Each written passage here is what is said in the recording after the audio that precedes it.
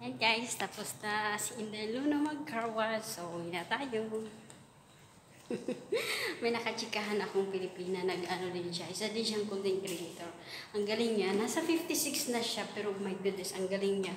Ang dami niyang ang dami niyang viewed ba sa mga niya, mga ina-upload niyang video. Kasi ang galing niyang sumayaw. Kaingit na lang ba yun? Hindi ako mapasok. Nakakaingit yung mga talent talaga, guys. Di ba? Pasana all ka na lang talaga din sa may mga talent. Ay, nako. Ay, wala. Ang talent ko lang is kumanta, kumain. Kumain, hindi kumanta. Wala akong talent sa kanta, guys. Yan. Kung sa kainan lang, yan. Hindi kita urongan, char. So, yan. Tapos na. Haggard si Inday, pero araw-araw naman mukhang haggard. Yan na talagang pagmumukha ni Inday Luna. So, pasok na tayo, guys. So, tapos sa kanta. Titingnan ko yung ano. Yan. Ay, nako. Saya. Kaya paano na pinapawisan naman na yung dami kong pimples. So, see you in a bit, guys. Walang ako. Titingnan ko yung box back na may milk siya mo.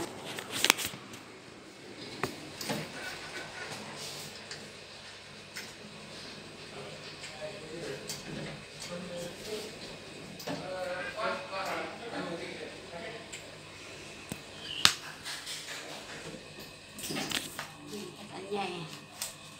Hintayin ko sana siya pero mukhang hindi niya gusto din makisabay sa akin. So, tenos ko na lang. So, see you in a bit, guys. So, ang dami ko na palang kukunin na sulat. Kaya pala sinabihan na ako niya mo na buksan yung box. Anyway, guys, thank you for watching. Bye! So, yun na, guys, nakauwi na ako. Yan, linos ko lang muna yung camera ko kanina kasi syempre yeah, privacy yung para sa yan.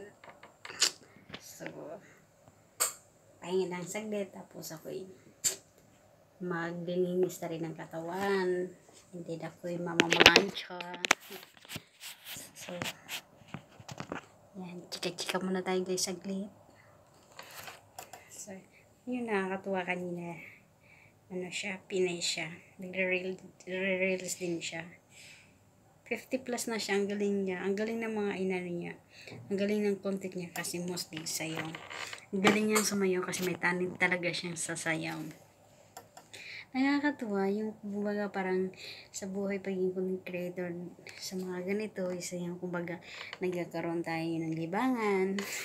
Nagiging libangan na lang din natin kumbaga sa kahit pagod tayo sa maghapon or marami tayong iniisip na problema is kahit pa paano is nakakalimutan natin kasi lalo na kung nag-i-enjoy tayo sa ating mga ginagawa.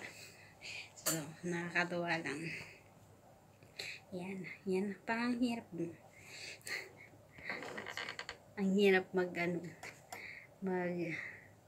kagawa-gawa ng mga content kung yung baga hindi mo pinaplanuhan or hindi mo kumbaga talagang pinag-isipan kung ano yung i-content mo kasi gaya yan sa akin. Pag hindi talaga nakakatuwa ko or kung hindi talaga nakakaaya sa mga audience, kumbaga sa mga manunood is talagang walang magjajagang panoorin yung content mo, yung mga ina-upload mo kahit sandamakmak pa yan ng mga video yung i-upload mo araw-araw kung hindi talaga nakaka-attract sa mga manunood yung mga content mo is useless lang talaga, guys. Based on my experience, nangyayari talaga to kasi talagang ganun. Mostly talaga meron ako mga views na isa o dalawa lang talaga. Minsan nga, zero pa talaga yan. Pero anyway, ganun pa man is wala lang. Hindi pa rin nagpatatalo. Kasi nag-i-enjoy ako. Kumbaga, happy ako sa ginagawa ko. Nag-i-enjoy lang ako. Kumbaga, as long as wala naman akong inaapakan na tao or inaagrabyado sa ginagawa ko. And then, as long as hindi naman against kay Mita yung mga ina-upload ko, kaya caring yan, tuloy pa rin ako. Kaya, sa inyo, sa mga kapwa ko, content creator lang sa mga baguhan, mga hindi pa monetize, mamumonetize din kayo. Basta tsaga-tsaga lang, tsaka nasa ano din yan nasa patient din, din panay talaga yung sinasabi nga nila na engage, napaka-importante talaga ang pakipag-engage sa kapwa content creator, and then yung support talaga, kasi alam niyo bakit, dahil pag nakipag-engage ka talaga, nag-support ka talaga isang content creator, is talagang lalo kung solid supporter ka talaga kanya or siya sa'yo, is talagang hindi ka masazero, syempre, kasi talagang magsusupport yan sa'yo hanggang sa dulo. Well, pero ganun pa man, like I said, libangan lang natin ang ginagawa natin. Basta mag-enjoy lang tayo, okay guys? So, happy reels. happy lang tayo guys, okay? Thank you so much for watching. Follow for more.